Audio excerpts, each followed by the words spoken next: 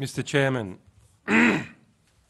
esteemed members of the Parliamentary Assembly of the Council of Europe, ladies and gentlemen, the transition from years of confinement in a maximum security prison to being here before the representatives of 46 nations and 700 million people is a profound and a surreal shift.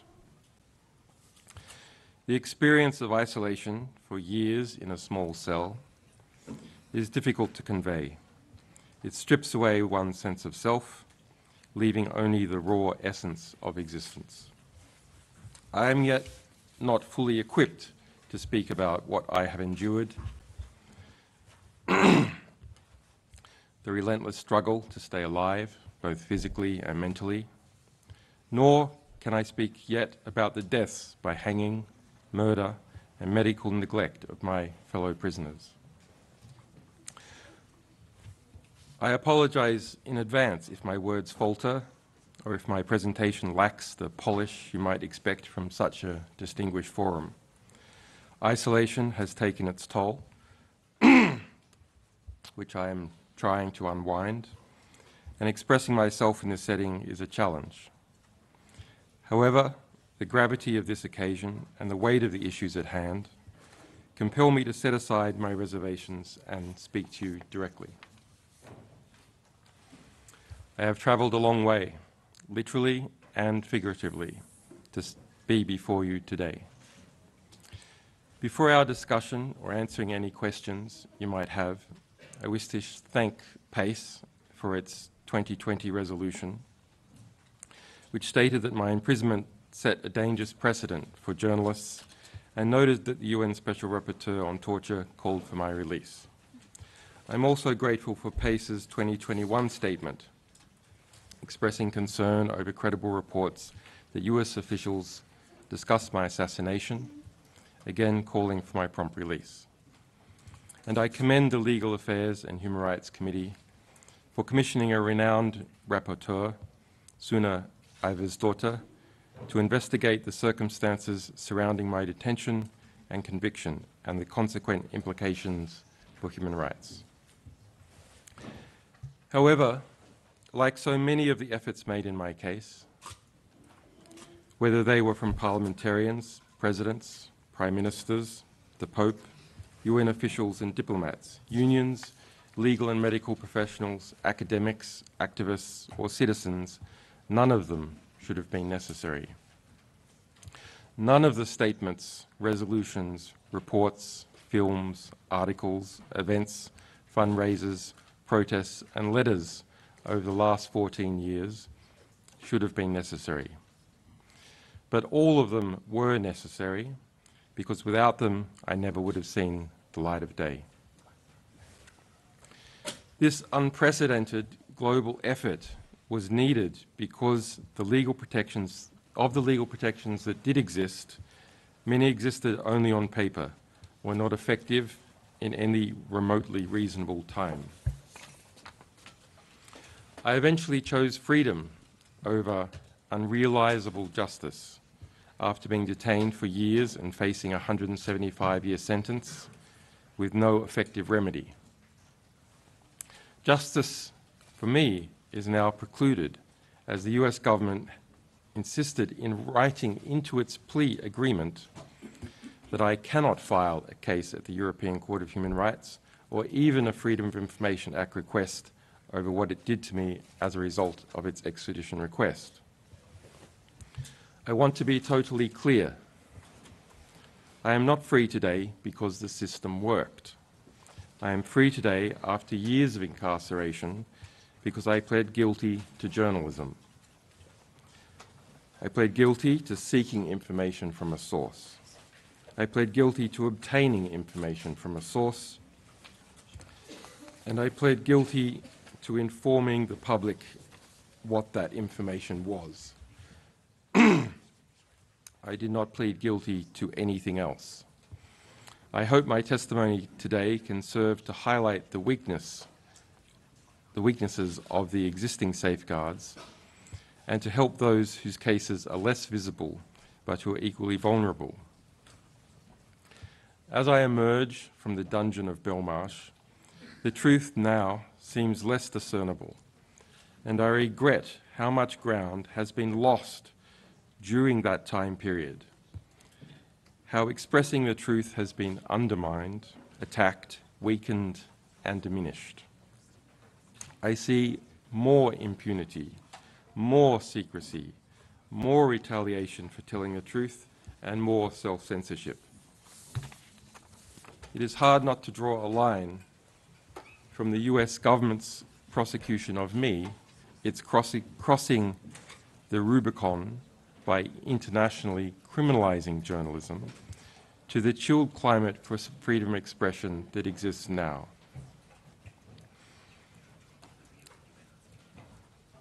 When I founded Wikileaks, it was driven by a simple dream: to educate people about how the world works so that, through understanding, we might bring about something better. Having a map of where we are lets us understand where we might go. Knowledge empowers us to hold power to account and to demand justice where there is none. We obtained and published truths about tens of thousands of hidden casualties of war and other unseen horrors, about programs of assassination, rendition, torture, and mass surveillance. We revealed not just when and where these things happened, but frequently the policies, the agreements, and the structures behind them. When we published Collateral Murder, the infamous gun camera footage of a US Apache helicopter crew eagerly blowing to pieces Iraqi journalists and their rescuers, the visual reality of modern warfare shocked the world. But we also used interest in this video to direct people to the classified policies for when the US military could deploy lethal force in Iraq, how many civilians could be killed before gaining higher approval. In fact, 40 years of my potential 175-year sentence was for obtaining and releasing those policies.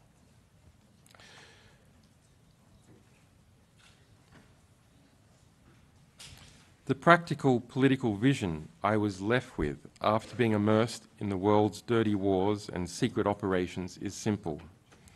Let us stop gagging, torturing, and killing each other for a change.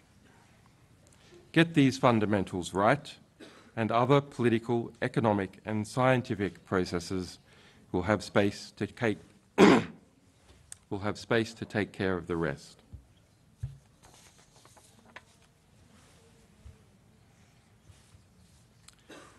Wikileaks' work was deeply rooted in the principles that this assembly stands for. Our journalism elevated freedom of information and the public's right to know. It found its natural operational home in Europe. I lived in Paris, and we had formal corporate registrations in France and in Iceland. Our journalistic and technical staff were spread throughout Europe. We published to the world from servers based in France, in Germany, and in Norway.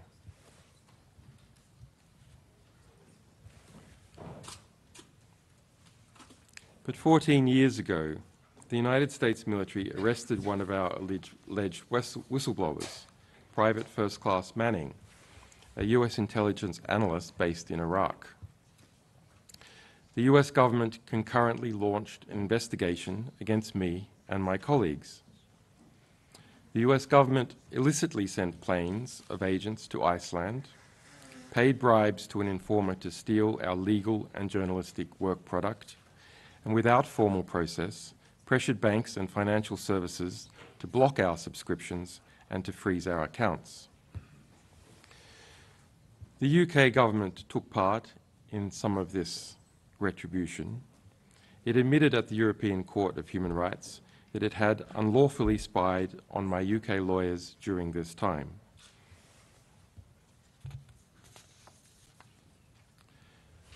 Ultimately, this harassment was legally groundless.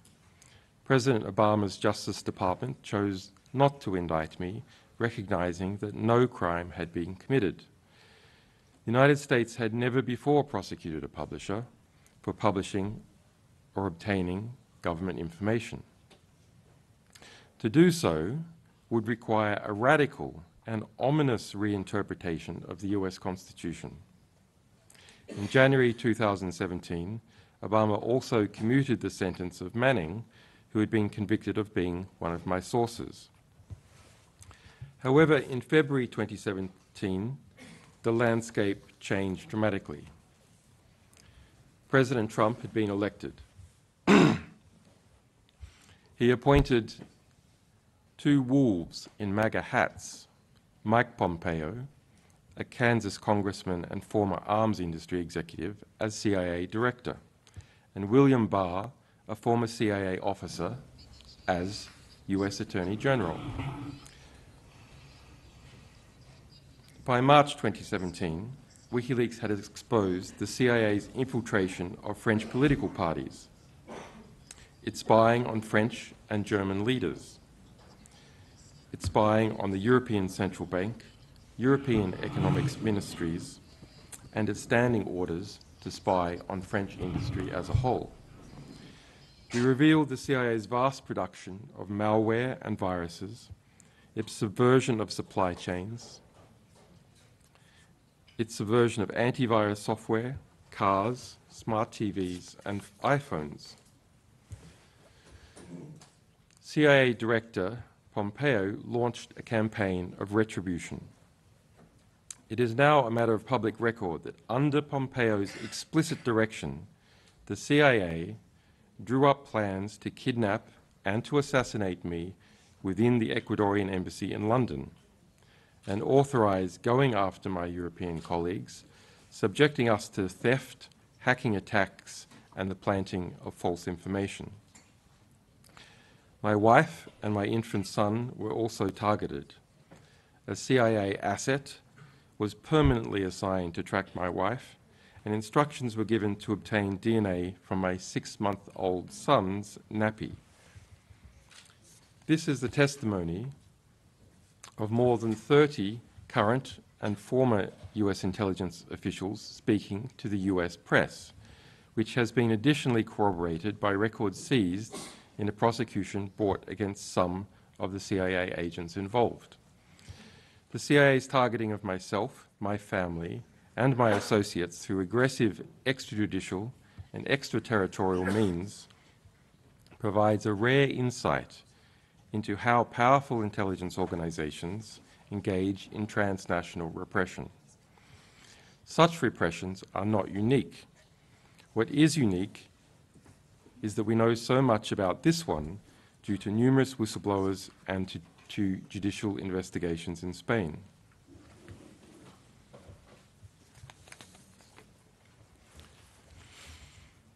This assembly is no stranger to extraterritorial abuses by the CIA. Pace's groundbreaking report on CIA renditions in Europe exposed how the CIA operated secret detention centers and conducted unlawful renditions on European soil, violating human rights and international law. In February this year, the alleged source of some of our CIA revelations, former CIA officer Joshua Schulte, was sentenced to 40 years in prison under conditions of extreme isolation. His windows are blacked out, and a white noise machine plays 24 hours a day over his door so that he cannot even shout through it. These conditions are more severe than those found in Guantanamo Bay. But transnational repression is also conducted by abusing legal processes. The lack of effective safeguards against this means that Europe is vulnerable to having its mutual legal assistance and extradition treaties hijacked by foreign powers to go after dissenting voices in Europe. In Michael Pompeo's memoirs, which I read in my prison cell, the former CIA director bragged about how he pressured the US Attorney General to bring an extradition case against me in response to our publications about the CIA.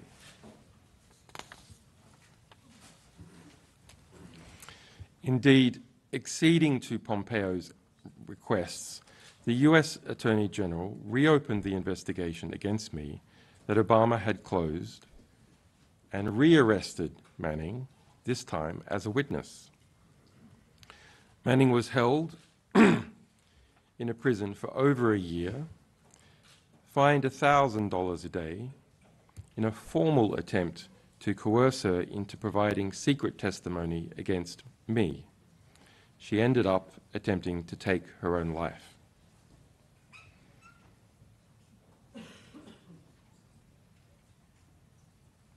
We usually think of attempts to force journalists to testify against their sources. But Manning was now a source being forced to testify against their journalist.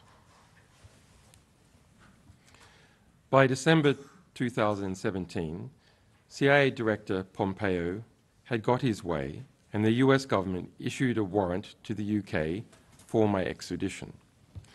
The UK government kept the warrant secret from the public for 2 more years, while it, the US government, and the new President of Ecuador moved to shape the political, the legal, and the diplomatic grounds for my arrest.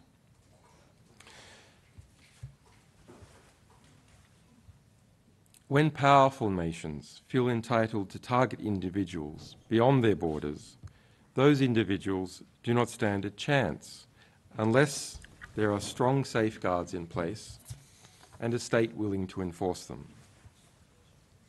Without this, no individual has a hope of defending themselves against the vast resources that a state aggressor can deploy.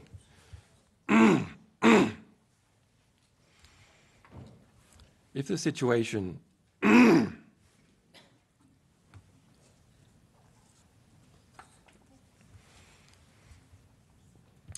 situation were not already bad enough in my case, the US government asserted a dangerous new global legal position.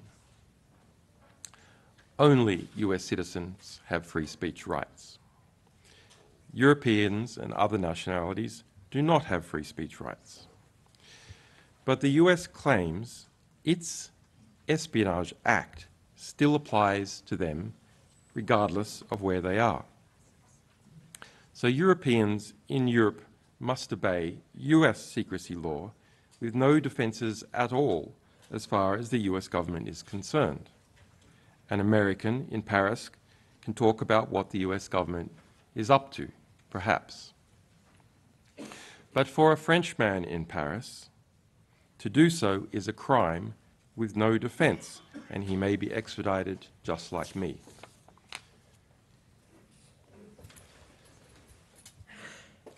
Now that one foreign government has formally asserted that Europeans have no free speech rights, a dangerous precedent has been set.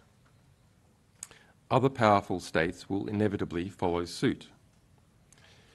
The war in Ukraine has already seen the criminalization of journalists in Russia. But based on the precedent set in my extradition, there is nothing to stop Russia, or indeed any other state, from targeting European journalists, publishers, or even social media users by claiming that their domestic secrecy laws have been violated.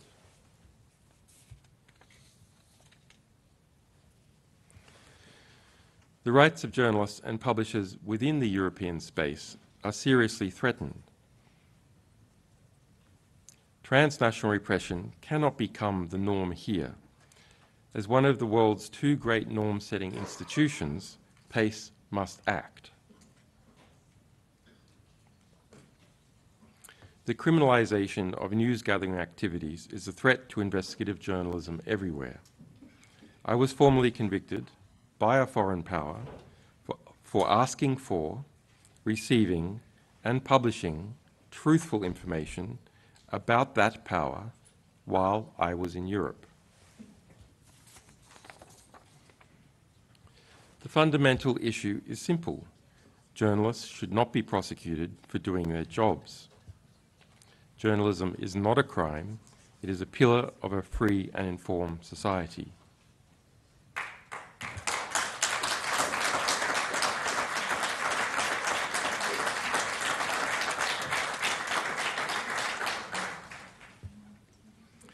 Mr. Chairman, distinguished delegates, if Europe is to have a future where the freedom to speak and the freedom to publish the truth are not privileges enjoyed by a few, but rights guaranteed to all, then it must act so that what has happened in my case never happens to anyone else.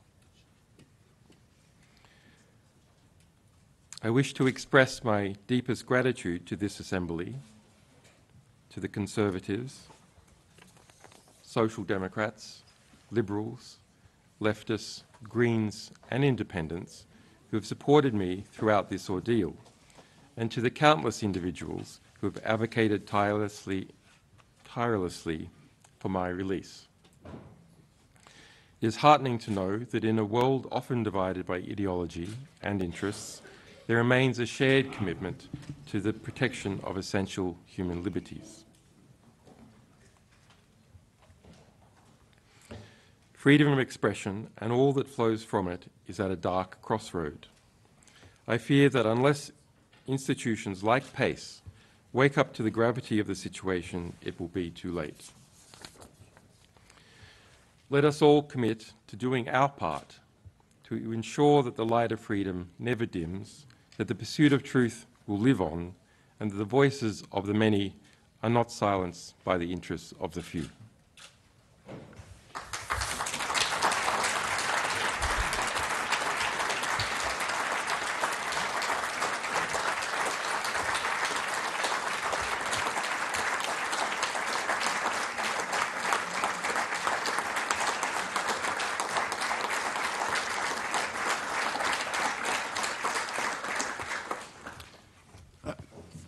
Thank you, Mr. Assange, for that contribution to our proceedings.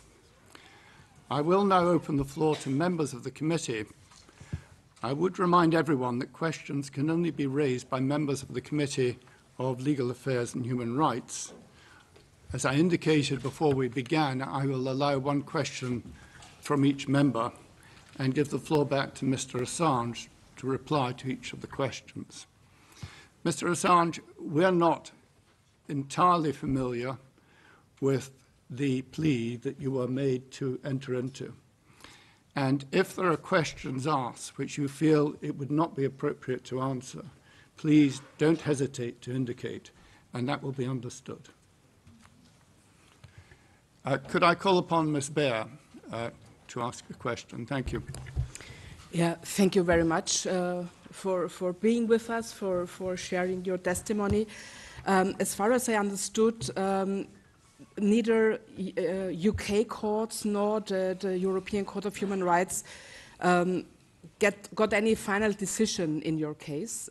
On the one hand, I would like very personally to know how this feels for you, and on the other case, I would like to know whether you have any suggestions systematically, legally, how cases like yours could really be settled in a legal system that works correctly and properly.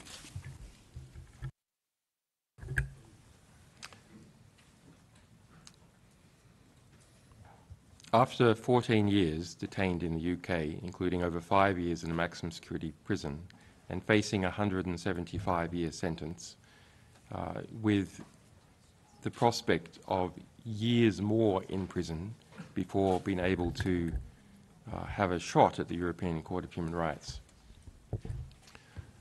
I accepted a plea offer from the United States that would release me from prison immediately.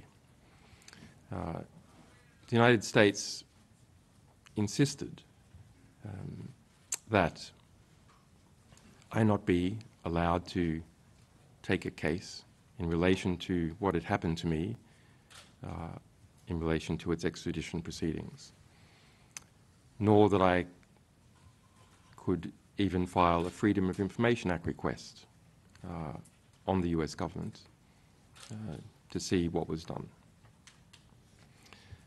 There will never be a hearing into what has happened,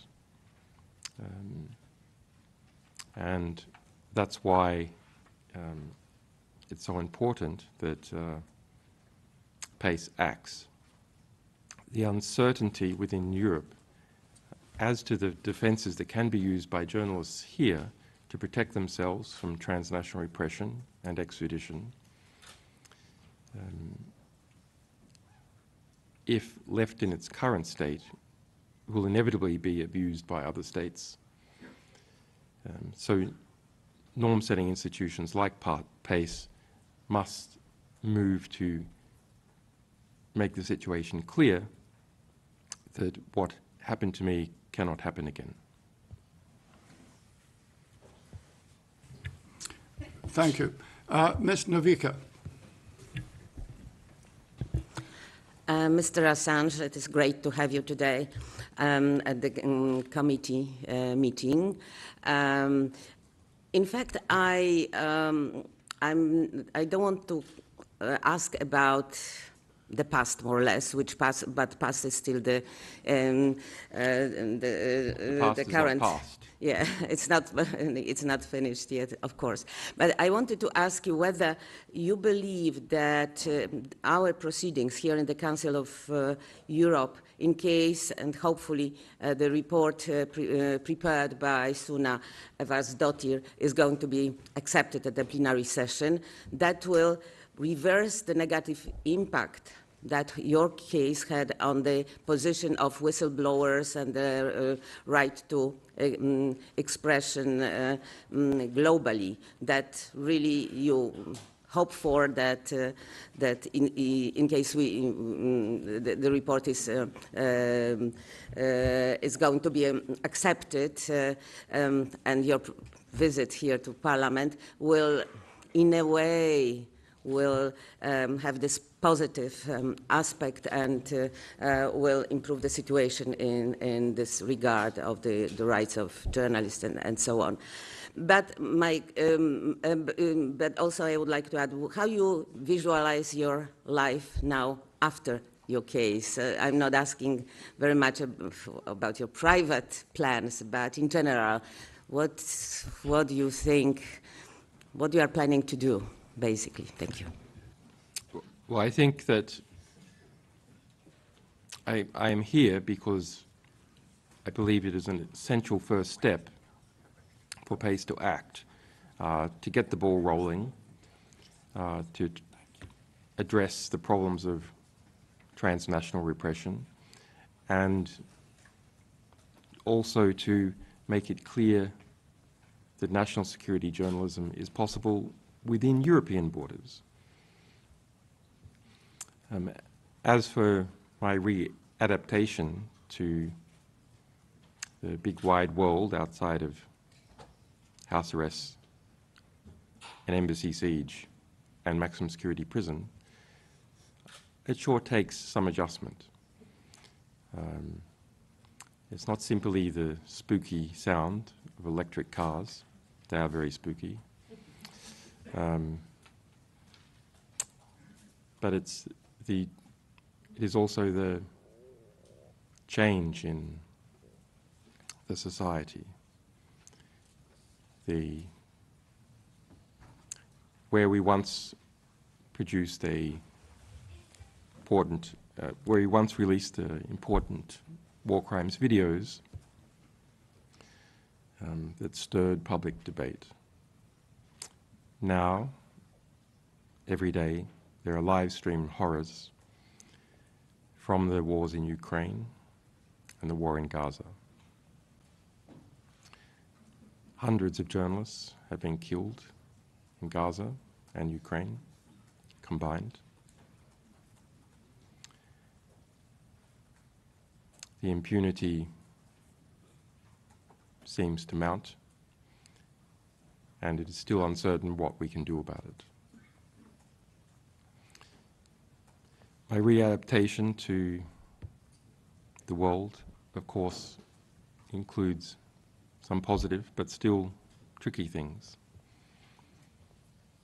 Becoming a father again to children who have grown up without me. Becoming a husband again. Even dealing with a mother-in-law. These are trying family issues. No, she's a very lovely woman. I like her very much.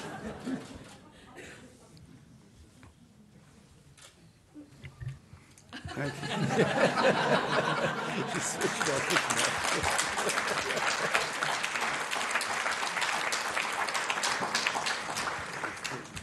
you. Thank you, Mrs. Assange.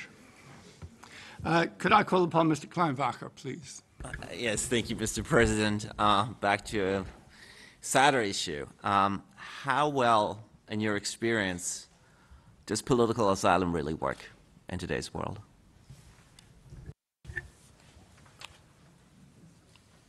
Political asylum is an absolutely essential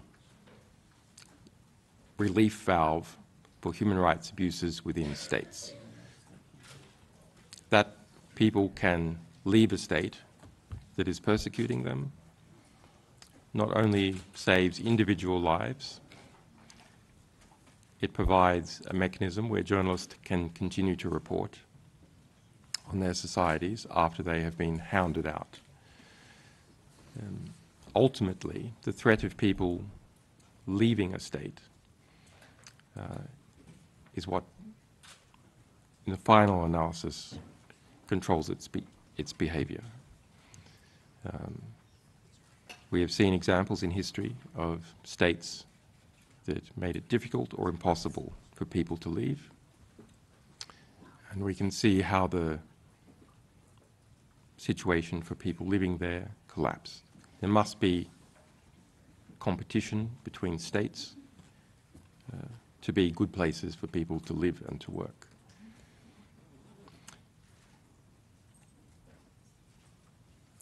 The assault on asylum through means of transnational repression is another matter. In my case, it was difficult to find a state that would give asylum that I was able to get to.